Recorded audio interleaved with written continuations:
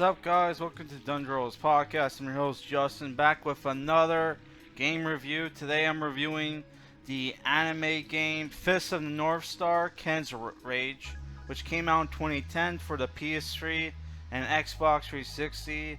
Developed by Koei Tecmo. This is based off the Shonen Jump anime slash manga Fist of the North Star, which was made by Bronson and what was the other guy's name? Tetsuo Hara, which was an anime that was like I think like 118 episodes or something crazy like that. I actually bought the Blu-ray from Discotech, right? Which was like it was like almost like 100. I think it was over $100, and it came with all the episodes, but at like sub definition. Like it was an SD, it wasn't HD, right? But yeah, well, you're just when it comes to the anime, you're just glad you can just buy the whole thing on a single set now. Nowadays they split it up into like multiple sets. Holy crap, even with older anime. But yeah, so that was cool.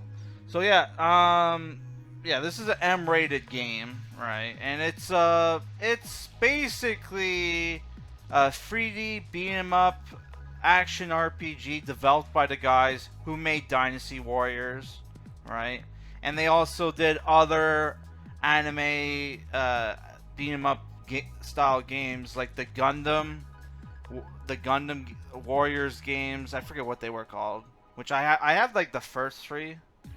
Right. They did the Berserk one, Band of the Hawk, which came out for the PS4, and they even did the Attack on Titan games, right?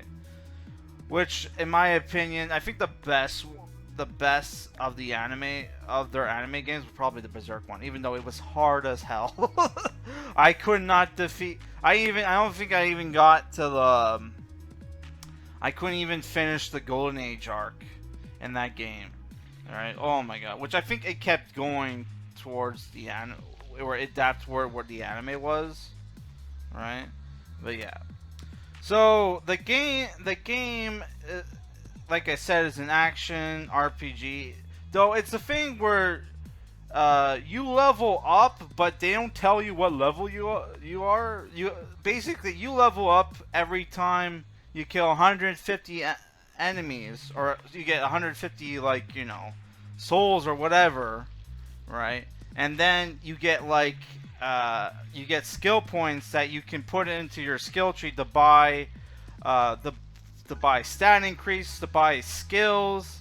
That there are skill and intrinsic skills where you just have them, and you have the other skills where you have to equip them, right? And there are skills that that can help you grind or help you fight enemies, right? There's even like skills that help you recover, but there's this one skill you can get late in the game, right? To help you regen health, and it's useless. It is fucking garbage, because it's like it says, oh, you regen health if you're stationary, right? But your defense goes down. It only regens your health for like a few seconds, right? A few seconds, and then it doesn't do it anymore. You have to move again, then it'll go up a little bit at a time. That skill was useless. You're just better off getting the recovery skill, which increases how much increases the potency of health items you get in the game. Which how the game works is basically like Dynasty Warriors, where you're drop on a map and there's different zones, and you beat up enemies, you fight mini bosses, right? There are obstacles in the game, right, that were kind of cryptic at times, and you couldn't figure out. It's hard to figure out where to go and how to open doors. Like sometimes there are destructible like objects and walls in the game, so sometimes you have to figure out, oh, I'm actually supposed to punch through walls to get to the next area. Right, and there's other doors or whatever where they only open if you destroy the electrical box, right? So you have to look for those, which sometimes the game tells you what you need to do to get to the next area. Sometimes it doesn't bother, right? There are objects in the game that you can pick up and throw at enemies, like red barrels, which obviously explode. You have like javelins. You can break down pillars and pick like pillars and trees and pick up logs and stuff, right? There's also like concrete beams where you can pick up and you can throw them, but the throwing mechanic sucks because you press triangle to throw them, but it's you can't aim and then shoot it. You have to aim and it'll shoot by itself, right? Oh my god, right? But yeah, so there's like there are multiple. I should mention that there are boxes in the game, right? There are 3 different boxes. There's the green boxes that have skill scrolls that come with skill points, right? There are the boxes with the red label on them that has healing items, which is bread and like, you know, meat on a bone, right? And then you have the plain boxes, which is just like that have like drinks in them, like either like bottles of liquor or like jugs of water, which fills up your spirit, which allows you to do your signature moves, right? Which you start off with 1, but you can get more as you unlock skills, right? Which you press the circle button to do that. There's also you can also press the L2 button, and that will you get in a special state with a time limit that increases your attack, and you could do. And if you press the circle button while that gauge is going on, you could do a special attack that does a lot of damage, right? That you can't normally do. I should mention, after the end of each mission, which I played and beat the legend mode for Kenshiro, which was like 15 chapters. Holy crap. It took me like almost 25 hours just to beat Kenshiro's story mode by itself, right? Which is why I just like said, screw it, I'm just going to review the game now, because like this is my only Fists of the North Star game other than Last Battle on the Sega Genesis, which was like a Fists of the North Star game for some reason that when it came to localizing it, they just changed the name, changed everything. Right? But yeah, it's like you have 15 modes, and obviously it follows the story of the manga, right? And after when you fight a boss, right? It goes and he's down to only a sliver of health. You press the circle button and you have quick time events where you press either the triangle, square, circle, or X button, right? And you have a time limit, and you have to do the quick time events, right? To do like a special move, like a finishing move to kill the boss. And if you screw it up, he regenerates a portion of his health, right?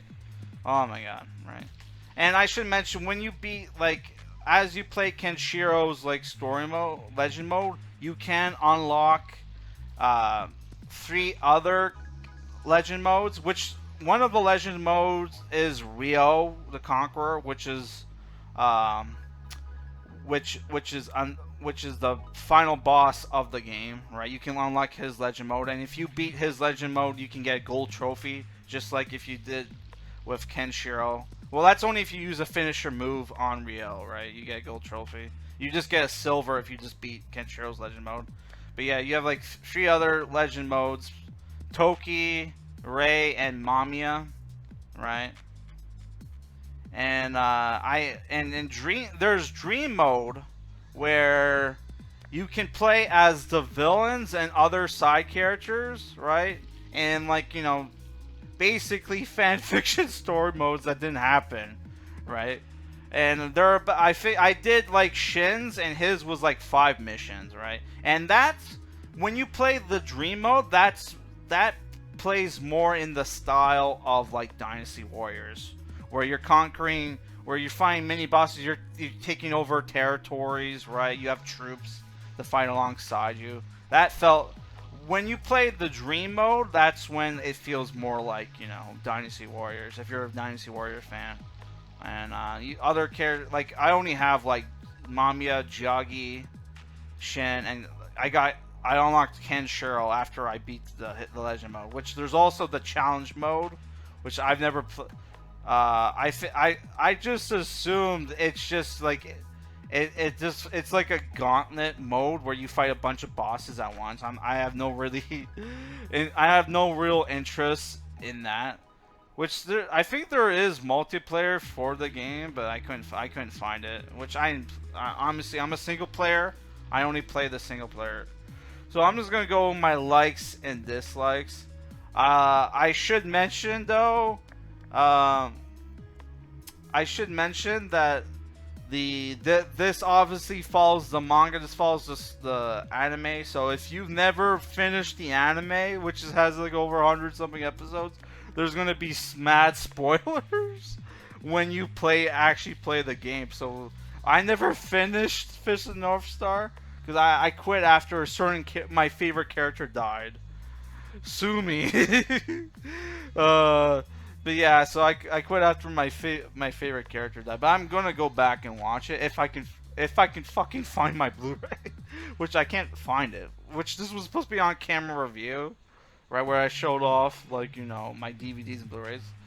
But I couldn't find it, so I'm like, fuck.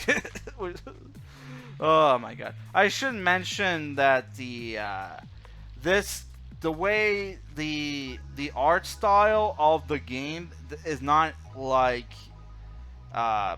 is not exactly like the anime, but I think it's because the anime, they probably couldn't do his art style, so they had to simplify it. Because I looked at some other manga by that author's work, and that it's way more detailed. Like it looks like this looks closer to the mangaka, Bronson's art style, right? Which was Bronson an artist or a manga? Right, I can't remember. But yeah, it's, you know, it is what it is, right? Which they did some Dynasty Warrior like flourishes with the character designs. I fucking hate Shin's character design in this game, right? Oh my god, it just I don't like the weird the weird fur sleeves over his gauntlets. That's over some of his pieces of armor, right? Oh my god, I did not like some of the character designs in the game, but overall, I thought the character designs looked great.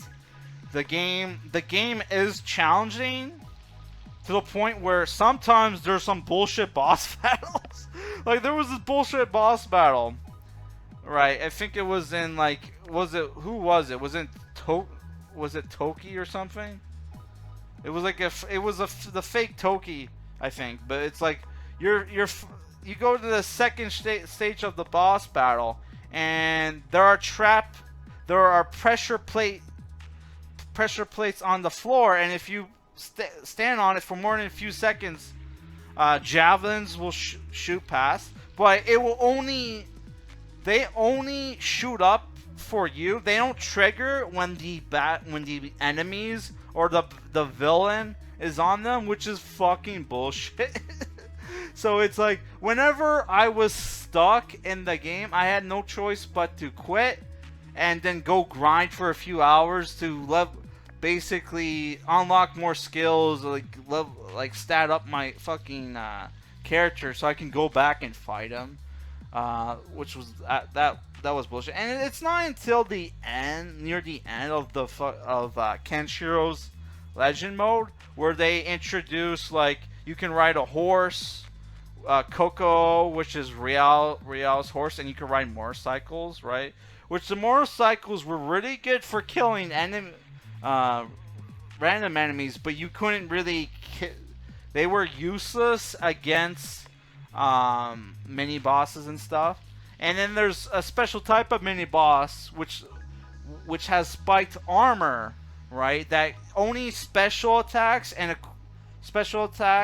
or uh, if you have like throwing weapons or shit, um, can damage them. So like so if you don't have like those fucking enemies were fucking annoying if you didn't have like the shit you need to kill them, right? Which is fucking bullshit, right? For a second I thought I found my my Fist of the North Storms already. I'm like, what the fuck, is that it? Oh my god. Oh, but yeah, I don't know. It's a thing where I like the game. You can go to the options and then like change the difficult setting at any. Well, you can't do it while you're playing the game, but you can do it in the main menu, right? So that is nice, and I don't think that affects the trophies at all if you're trying to get the trophies, right? Unless like they obviously state, oh yeah, if only if you play it on hard mode or whatever, right? But yeah. Also, I forgot to mention. Obviously, if you if you somewhat know anything about the anime, you know when like he does special moves, enemies like explode and shit. Where there's this special skill, right? That if you have equipped, like enemies heads will blow up to balloons and there'll be like a glowing light and they'll just float up and their heads explode. Right? And it's like, holy shit. Like lots of gore in the game. Right? Which you can change that in the options to mild, right? If you want to. But overall, I would say I like the game, right? I like the game. There's a lot of different modes and like characters to play as, right? And if I was in a rush to play and beat the game, I would probably play more of it. But like, yeah, I'm more now. I want to go play Legend of Heroes games, right? Before like the new ones come out, right? And review it on my channel. So if I were to give this game a rating, I would say it's definitely a 7 out of 10. But like I said, if you haven't watched the anime, I would say avoid the legend mode, or at least do enough of the legend mode that you can unlock because I don't think you need to beat. You only have to beat the first couple to unlock like unlock Shin, Rei, or Yagi, which you can. There are CGI cutscenes in the game. You can't just press the start button and it'll skip them. So you could, if you don't want spoilers, you can just skip the cutscenes, right? But it's unavoidable that you're gonna get some spoilers. So I would say just play enough of the legend mode to unlock the characters in dream mode, and then just play the dream mode if you want to get spoilers for the anime, right? So yeah, I'm giving the game a 7 out of 10. That's it for this review. My next game review is going to be Legend of Heroes: A Tear of Vermillion for the PSP. You guys are probably getting bored of the PS3 reviews, right? Yeah, so that's it for this review, guys. Peace.